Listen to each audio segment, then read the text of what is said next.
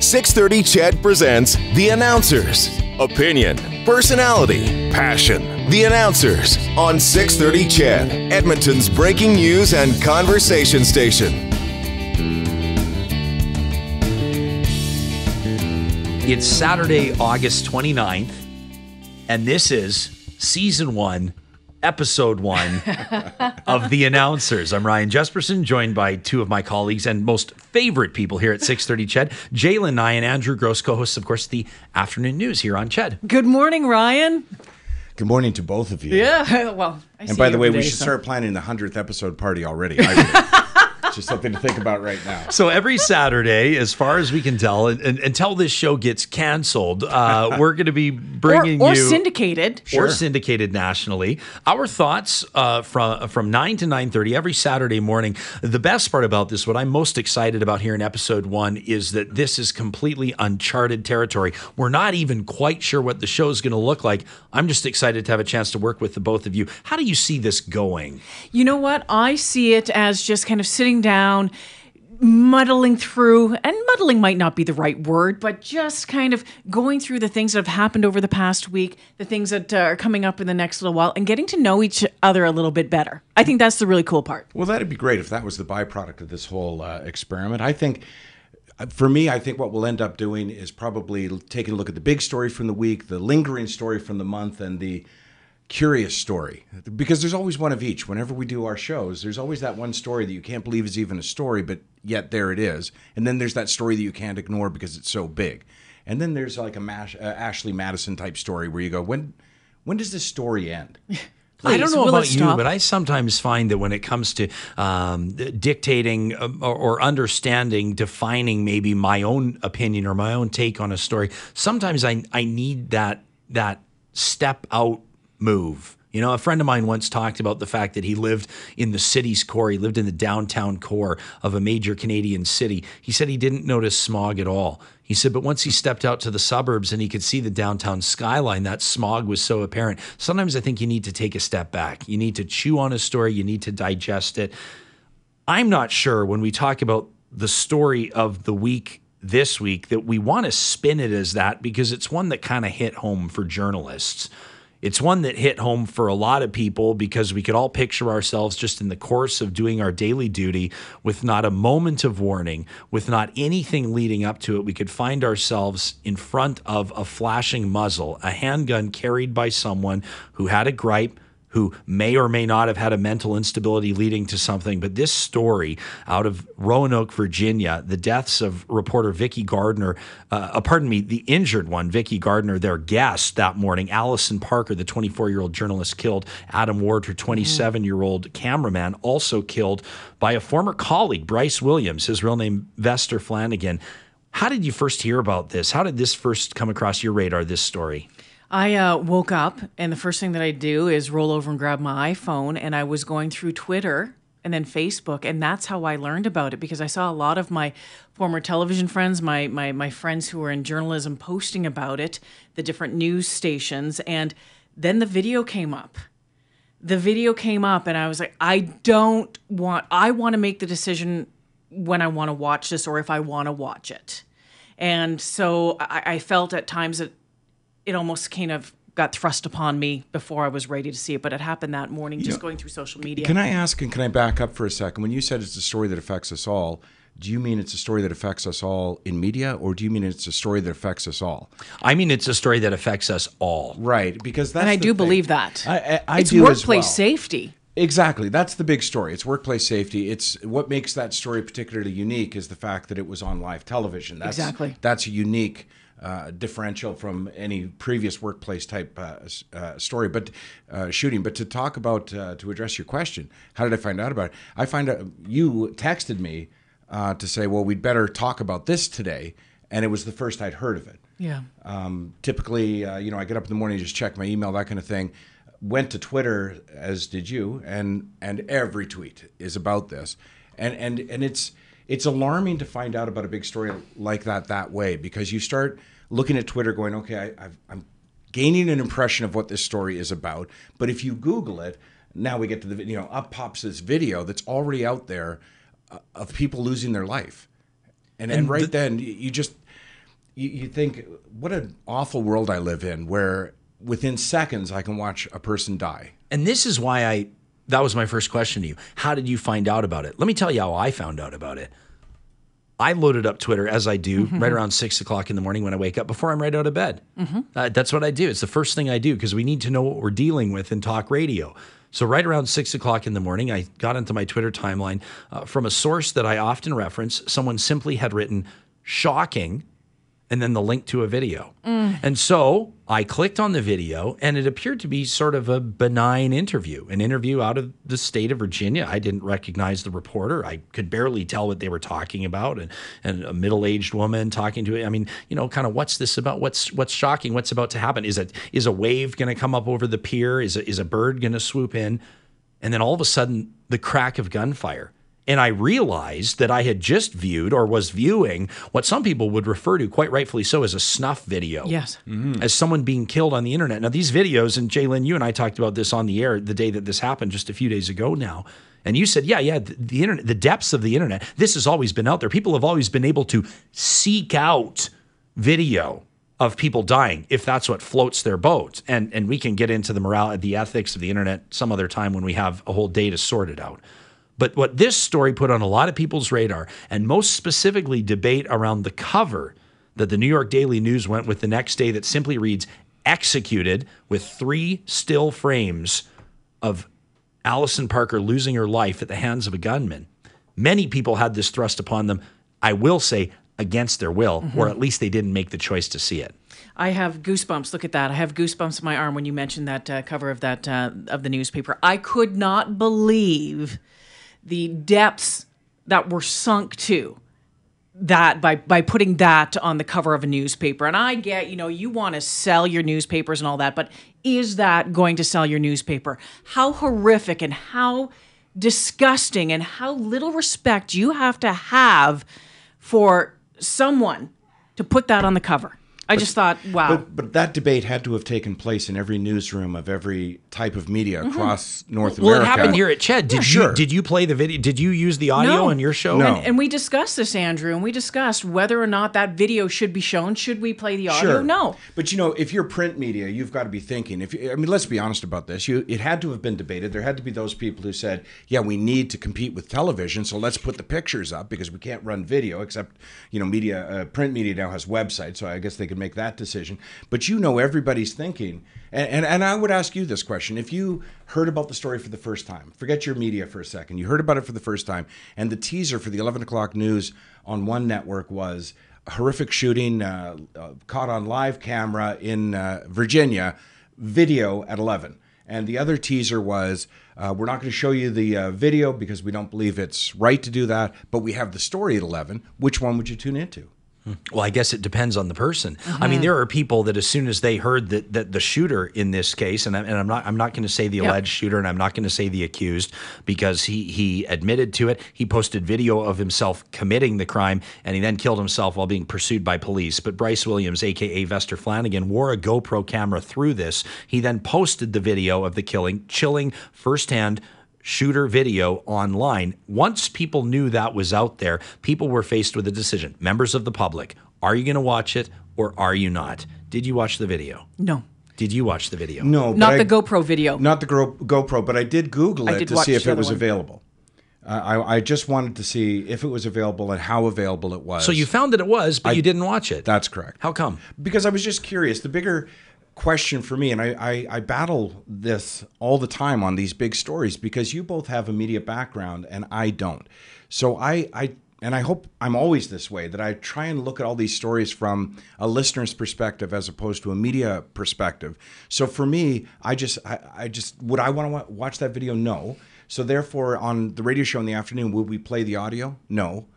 Because I still think of myself as a listener, and I think I don't want to hear that. And I'm prepared to make the choice for you. Is it any different to see firsthand shooter video of 2 innocent people being killed, another person being wounded? Is it any different than a news outlet or agency showing video, this powerful video of a tsunami sweeping through cities in Japan, killing? We know what's happening. It's killing hundreds of people. I remember seeing the video, the water slowly, this slow killer, slowly tracking down people that were running, slowly catching cars, picking up houses off their foundation. Sure. We know people are dying. 9/11, planes hitting towers. We know people are dying. Now, that video I watched, and I watched it repeatedly. So there is clearly a difference. And the difference has to be that we can't see their faces. That has to be the difference. I can't think of another difference. Because I would suggest that I would agree with that, Andrew, that you can't see, you know what's going on, you know what's happening, but you can't see that absolute moment on that person's face. Sure, when they realize. You know, now that I think about it, the other difference, I guess, would be as well that we don't get a biography and history of each of the individuals who died in 9/11 or died in a tsunami. But the story, of course, because everybody wants to have new information on this story, you're starting to hear the background. How old were they? How long did they work there? What were their relationships? What did the mom say? And when you start seeing them as people that you know a little bit now because you've seen their background a little bit now it seems so much more horrific to watch them die. Facebook pulled the video down. Twitter will pull video down. YouTube will not pull the video down. And we know that YouTube, I mean, part of the reason why YouTube has become such a massive success, why I think Google wanted to buy it, is that it does not discriminate based on political perspective, based on ethnic messaging, whatever the case may be. ISIS uses YouTube to get its messages out, to get its videos out around the world. Should YouTube pull this video down, did Twitter make the right call? Did Facebook make the right call, wiping it clean?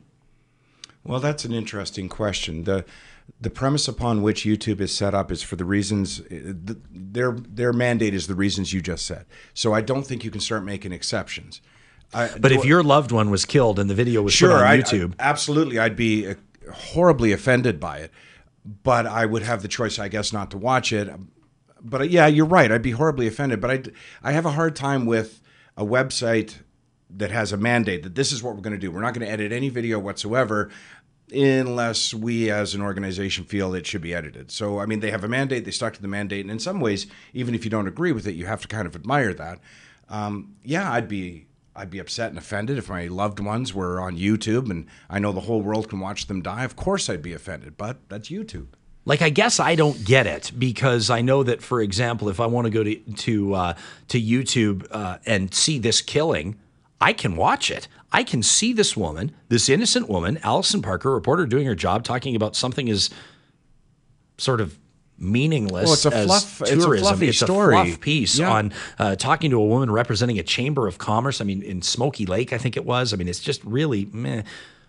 But if I want to see this woman get killed on YouTube, I can. But if someone's trying to say, for example, spread child pornography, there's no way that YouTube's letting it happen. Now, the one thing that these two have in common is they are both crimes in progress. It's video of crime being committed. So why one and not the other? I mean, this is a theoretical kind of a discussion. I'm not sure that we can reach an end point today. It's just something I've been thinking about with regards to delivery of video messaging. It is sort of interesting now that you bring it up, because when I think about it, if you put a music soundtrack to your home video of your vacation, that gets pulled off YouTube within seconds. Because you don't have the rights to the music. music. You have no right to play that music. Do they have the right to take that video, which is the property of that television station, and replay it? I guess so. It's public domain. When we talked about this on our show when it happened, and I had talked about 9/11, and after 9/11 at Global Edmonton, after about 24 hours, 36 hours, we decided not to show the video of the planes going into the towers anymore.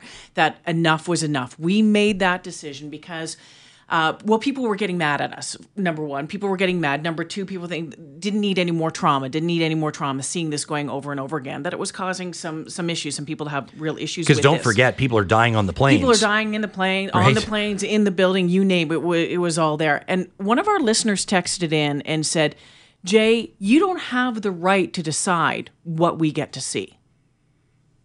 And I thought to myself, but do we have a responsibility as a media outlet in maybe protecting our viewers from seeing something like that, or our listeners? Is the disclaimer saying, "Oh, what you're about to see might be"? Is that enough? Does that get you off the hook if you disclaim in advance that there may be horrible images in the following video. So can you imagine that every stabbing, every shooting that happened in Edmonton, we had firsthand video of it? Would we run it every time? Okay, this is not the best example, but we used video that was captured by Josh Wingrove on his cell phone when there was a shooting in the halls of Parliament earlier this year following the murder of Corporal Nathan Cirillo. We used that video. We heard the gunfire. We didn't see it, though. We didn't see it. Now, is that the difference? I think that you can know what's happening, but is it whether or not you see it? Now, here's another level of this conversation. Why are you using it? We can believe that there's altruistic intentions here, that the media is looking to inform, that the media believes that the public needs to see this. You also know if you're showing this video, your ratings are going up. Sure. Which means that your revenue can go up. So shouldn't the decision always be whether or not it furthers the story or whether or not it leans towards sensationalism? And if you go back to the shooting in Virginia, I'd have to say it does. Does it further the story? Let me read you what Gawker, the media commenting site, and I know that it's read by millions, here at Gawker.com, here's what they had to say about the New York Daily News cover. The headline reads, "This is a good newspaper front page." And pulled from the piece says, "Reading about gun violence is not enough. A shooting is a visual tragedy. There's a muzzle flash, bullets, a wound, blood, and bodies. When we see an upsetting image, our brain draws on tens of thousands of years of evolutionary training for a proper response. We're flooded with chemicals that make us feel the badness of what we see so that we can adjust our behavior accordingly. Maybe that means running away from a tiger, or maybe it means passing gun control legislation. But horror is healthy and normal, and it means your brain is working as intended. It's a useful response because it might convince you, it might force you to viscerally react to our nation's epidemic of gun violence. If people see photos of Allison Parker being effortlessly slaughtered by a disgruntled former coworker with an easily obtained firearm, maybe they will conclude that guns are devices of horror and easy death. And if so, it will be worth the discomfort. It's a nice fantasy, but you can't pretend that discomfort is optional. Feeling like crap is a necessary part of being alive." Well, first of all, I'd have to say that I rarely, if ever, use Gawker as my moral compass, first of all. But number two, you could argue it the other way, too, that anyone who was thinking about taking their own life and who wanted to have the exposure, they knew that after their death that their name would be known across North America, that showing the video and using the name would encourage that kind of act. And I'm sure there has to be an aspect of that that's true. It's certainly not true in every case, but it's a moral dilemma. There's too many moving parts to this thing. So at the end of the day, you just have to decide, as I say, does it further the story? Or does it fall in the category of sensationalism? My question on this one is, did the New York Daily News, whatever the newspaper was, actually put that on the front cover to further the conversation about gun violence in America, or did they do it to sell newspapers? Maybe both. And it could be both. There's a lot of people, and I saw this on Twitter. We all thought, I think Sandy Hook, right? What happened in Sandy Hook? We thought that would be the end, or maybe that would be the start of the end of the gun violence in America, when people would finally get enough, when children are slaughtered in their elementary school, that would be enough to start pushing. And it didn't. And it didn't. And it continues on and continues on and it continues on. And I've said it on our show, and I said it with you, Ryan, earlier this week. I'm not surprised by this anymore. And I'm not going to be surprised when it happens again. And is that disappointing? Is it? Yeah, it's a little bit shocking to me now, but maybe I've covered so many of them. It's like, it's going to happen again. And I think that's a little bit of a sad state of affairs. This piece goes on to suggest that there's also the fear that granting exposure and attention to this killer gives the killer what they want, and it also inspires copycats. And it addresses both of these, which I think are important elements to this conversation that need to be had. But they go on to suggest that the best way to prevent a similar crime from happening in the future is to make it as hard as possible to get a gun, not to hide images of that gun. Now, this brings up, again, conversations about America's gun culture. The President of the United States was immediate in suggesting that he hopes that this will impact Congress's perspective on this, that there could be a move toward meaningful change. But you have many people that will suggest that it's nothing more than opportunism when people bring up America's gun culture and gun laws every time there's a shooting. How can you not? If Sandy Hook didn't do it, if the theater massacres didn't do it, why is this one going to do it? But it's an interesting point, though, because if that were the story, if the shooting in Virginia were the story, but it happened in downtown Toronto, I think it would be much different for us, because I think as Canadians... If it happened in Canada, I think so too. Yeah, I think as Canadians, we look at that story and think, well, that's how screwed up America is. But, so it has a different impression on us that it would have on Americans. I don't know how Americans feel about America, but I think when we hear a story like this, isn't there some part of us that goes, yeah, it's America? Yeah. You want to hear something crazy? This is according to the this is a study titled Homicide, Suicide, and Unintentional Firearm Fatalities, comparing the United States with other high-income countries. It was published in the Journal of Trauma back in January of 2011, okay? We're talking about gun murders per 100,000 residents. Iceland comes in at 0.0. 0.0 gun murders per 100,000 residents. Japan at 0.01. France at 0.05. Germany at 0.23, Sweden at 0.41. Canada has 0.5 gun murders per 100,000 residents. Italy in second place, if you want to put it that way, my apologies, at 0.68. And the United States is at 3.7. You can't deny the dichotomy that exists between the United States and literally every other country in the world. Rest of the world. But if you talk about gun culture at a time like this, and I get it to a certain extent, people see it as tacky. So how do you facilitate conversation? Because I know neither of you, and I know nobody listening right now is going to say, well, you just got to give up because there's nothing you can do. The silence says it all, exactly. doesn't it? Yeah. Well, that's just it. And if, as you said tacky, but you try and bring it up, and people, you're an opportunist. Then this is your opportunity to get up on a crate and talk about gun control in the United States. There's clearly something wrong in the United States, both from an anecdotal point of view that every time you hear one of these shootings, it's in the States, and now from a statistical point, there's clearly something wrong there. So I don't know whether you're working as a television reporter or whether you're working at a food warehouse here in Edmonton, yes, where someone was stabbed to death just a short time ago, or whether you're working in a post office, or whether you're working wherever. How are people supposed to feel when someone they know, a colleague or a former colleague, mentally stable or not, is dismissed under circumstances that are less than ideal, where the problem is not tied up neatly with a bow, solved, and everyone's sent on their way? This man, this shooter, Bryce Williams, when he left, he said, I'm going to be in the headlines and I'm going to make it stink. He handed a wooden cross to his former boss on the way out the door and said, you're going to need this. Yeah. Now, 2 years passed, 2.5 years, in fact, from the time of his dismissal to the time of this shooting. It sounds like these reporters, these camera people, were not looking over their shoulders every single day, but that's what scares me almost even more. And I'm not saying we should have a culture of fear here, but workplace safety is a real conversation. And I think it has to go even as deep as how we handle complaints, how we handle HR reports, how people are dismissed, and how workplaces are safe more generally speaking. What happens after that person is escorted out the door? Right. Like, is the relationship just cut off? Is it done? Is there a responsibility to go even further? I think the other dangerous part of this conversation is to assume that this can only happen in the States. Oh, of course. Yeah. Because obviously that's not true. But isn't that the distance we put between a story like this and ourselves? Mm-hmm. Is we just go, those crazy Americans, you know, they have to do something. But it could easily happen in downtown Edmonton, and has. 100%.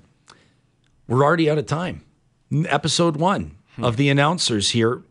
This is a show that's going to kind of find its way, and much of it will have to do with what you have to say. We want to thank you for listening. If you want to send us an email anytime, it's simple. Just go to 630ched.com, go under the shows link, and you can find the Ryan Jespersen Show as well as Afternoon News with Jalen Nye and Andrew Grose. That's how you can reach us. You never know. Your topic suggestion might be featured next Saturday at 9 a.m. Thanks for listening.